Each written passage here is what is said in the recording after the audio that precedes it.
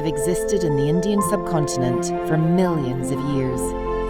They lived here in a wild state, roaming through the jungles, mostly undisturbed. As human populations grew over the centuries, they came into more contact with people, and domestication began as early as 6000 BC. People formed sometimes unique relationships with elephants, using them for entertainment, work, and religious practices that are today seen as cruel and unnecessary by many. In only 100 years, the elephant population of some 60,000 that roamed the Indian forest has been reduced by 2/3 to a mere 20,000 remaining in the wild. In addition, domesticated elephants continue to suffer, performing various duties for humans. Recently, Wildlife SOS, an NGO formed to protect and rescue elephants and other wildlife, has found itself dealing with both the treatment of work elephants, captured and abused by humans, as well as finding solutions for human-wild elephant conflict brought on by ever-shrinking forest habitats. A few years ago, we got to know about a huge coal mine in the state of Orissa. The mouth of the coal mine was a mile across, the diameter. Now that disturbed the corridors and the migration routes of elephant herds. And these elephants had no choice but to move to an adjoining state called Chhattisgarh, which is in central India. Now that state had not had wild elephants for about 100 years. So people living there had no idea what it was like to live in the vicinity of wild elephant herds.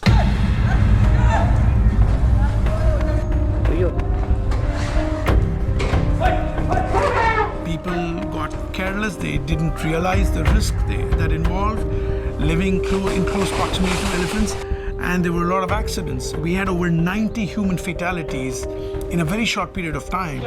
That was catastrophic for the state. So the Forest Department contacted us and asked us to collaborate with them to find a solution for saving human lives, but also there was a huge amount of demand from the local communities that those elephants be poisoned, they be killed, and they be destroyed.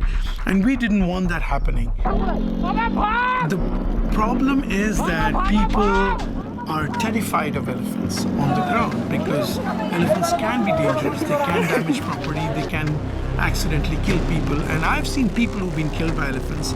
It can be quite devastating. I think that fear drives people to do whatever they can to drive wild elephants away. Wildlife SOS founders, Kartik and Geeta, decided there had to be a plan of action where local communities could be informed about the location of these wild elephants.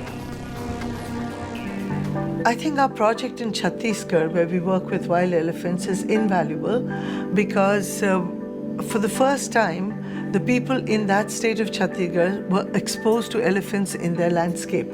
And the work that we had to do was pioneering work in the sense that we had to educate people in elephant behavior. We had to teach them avoidance behavior to stay out of the way of the elephants. And we had to also, same time, think of a compensation scheme by which when they had crop damage and when they lost their huts and their simple belongings, how could we help them to restart their lives again so that they would not bear a grudge against these elephants that were actually just seeking food and water and had been displaced from their own native place, so to say, or their corridors. And it involved getting groups together, doing show and tell sessions, workshops with the local communities, getting small young men from each community to come together, create WhatsApp groups so we could get them on the ground to get them aware about the location of elephants. Now, how do we get them locations of elephants? That was a very key thing.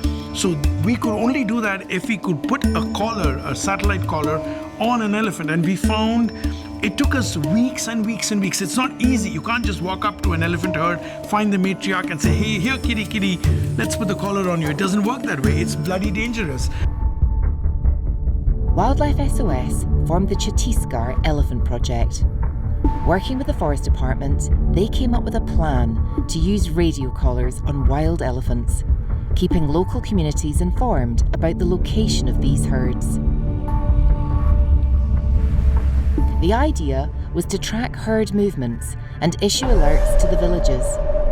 The initial plan was to radio collar Ban Devi, the matriarch of 19 elephants. Training took place over weeks before actually going out into the field.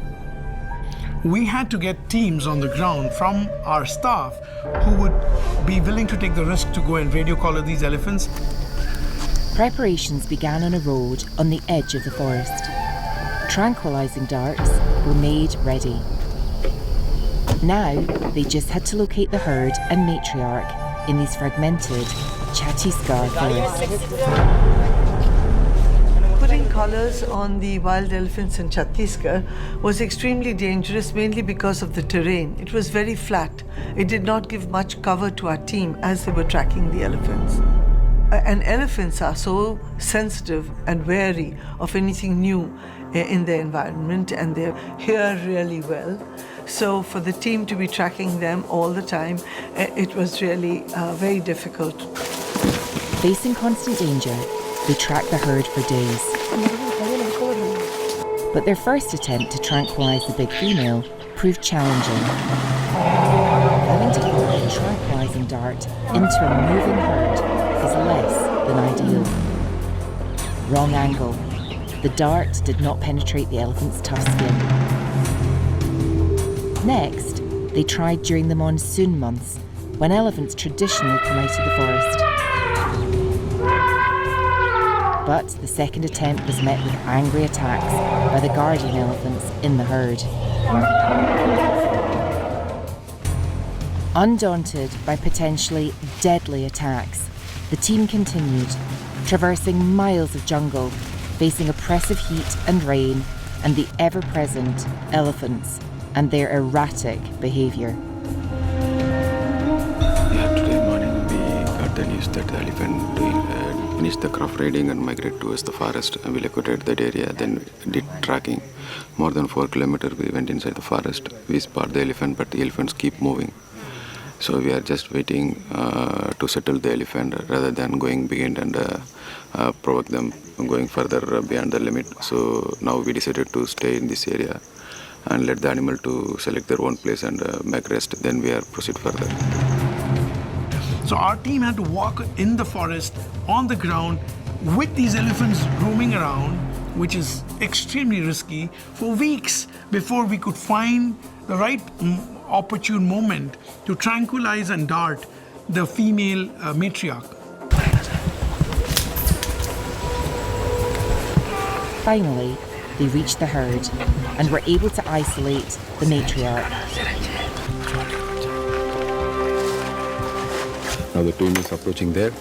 We hopefully do the collar today. Now the animal is spotted and freezed from an area.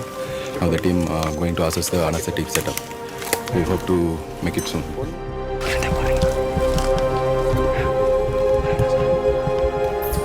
Then to get the matriarch in an isolated position where she wasn't surrounded by a herd, that was again challenging. Given all the underbrush, the veterinary doctor needs to be sure he has a clean shot, getting the tranquilizing needle into the female elephant.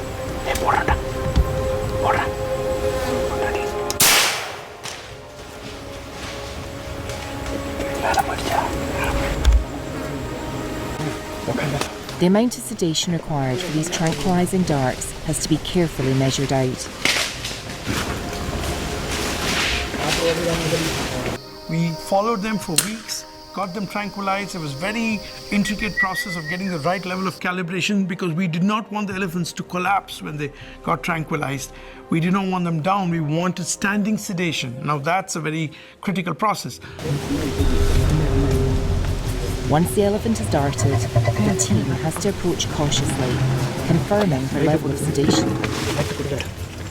So we had this female, this matriarch who leads the herd, tranquilized, and then we had to blindfold her so she wouldn't get excited by the stimulation around her, and then put the radio collar on her. And you can imagine this is a wild elephant. It's not a captive, domesticated, trained animal at all. the standing sedation we had to do because we didn't want her down. We wanted her to be up and gone the moment we got the collar on her. Yes, it was extremely dangerous all round, but it was successful. Working as quickly as they can, they attach the large elephant collar with just the right fit. Not too tight, so it might impede the animal, or too loose, so it could fall off.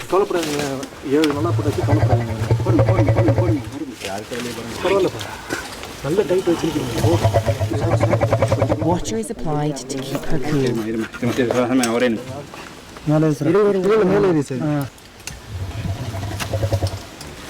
சுத்தல sir அப்படியே புடிச்சு வந்து சுத்தல இல்ல அப்ப அந்த மாத்தி பிடிக்கணும் மேல போடுறேன் மேல போடு கட்டிங் பிளேயர் கொடுங்கடா எங்கடா அந்த கட்டிங் பிளேயர் கர்மம் சுத்தது இந்த திருப்பி Next, a microchip is implanted and a reversal agent is given to bring her back around.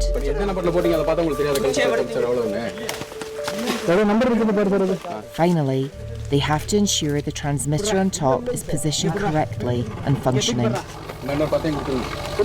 The idea is the location signal is sent out from the elephant's transmitter and is picked up on cell phones via microwave relay towers. News of the elephant's arrival is spread via social media apps.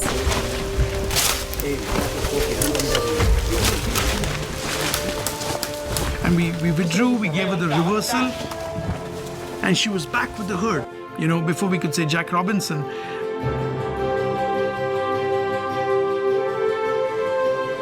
And then we had the ability to track and actually say exactly down to maybe 4 meters where that elephant herd was heading. And once we knew that location, we were able to then populate our WhatsApp groups with the communities and telling them, well, this elephant herd is now heading in your direction. This is the trajectory. They are 3 kilometers from village so-and-so and 2 kilometers from this village and 1.3 kilometers from this village. So all of you get out with your pots and pans, and so we had trained them in how they could come out and do distractions. So, you know, a village and its fields, which are ripe with crop, are an attractant for wild elephant herds, and we had to get them distracted. So if an elephant sees, or an elephant herd sees, that there's a lot of people out there making noise with their pans, pots and ladles, then the elephants don't head in that direction. We also gave them some lights and other noise-making devices that they could use. So the elephants say, well, that's a noisy place, I don't want to go there, and they head off to the nearest forest, and that helped save human lives and the elephants' lives as well, because people understood that, okay, this is one way, it's a low-tech way, but we are able to keep elephants away from us. So we are able to marry, the technology of using a satellite collar, creating an early warning alert system, so the local communities could understand how they could avoid those nasty encounters. And that became, a great mitigation effort from our side. Anything to change the direction of the herd from their crops and their homes. They can also seek relief by getting onto highland, away from the passage of the herd, because a spooked herd can sometimes be more dangerous and they pick up speed, and we don't want people getting caught there. So altogether, having the herd collared allows us to decide which strategy is the best, and then the villagers we've been talking to them, we've set up a leader in the village, a person who's going to tell them, now we shouldn't panic, this is what we're going to do, whether it's going to be noise or light or fires, or we just get out of the way because the herd is moving too fast for us to do anything. Let's get on to higher ground. And it has had a fantastic success in that it's lowered the death rate, the injuries to people, and that was the main thing we were trying to do, was to stop getting people killed.